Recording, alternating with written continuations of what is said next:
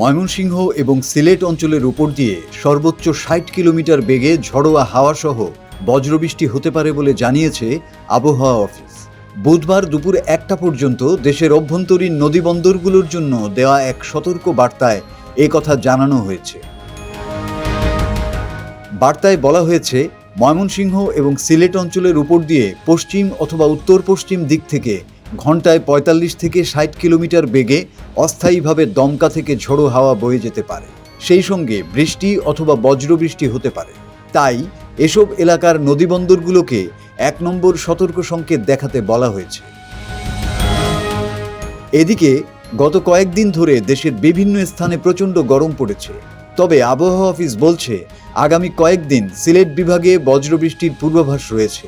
এছাড়া আগামী সপ্তাহে দেশের উত্তর পূর্বাঞ্চলে বৃষ্টি অথবা বজ্রবৃষ্টি হতে পারে। মাসুদ হাসান, বাংলা টিভি।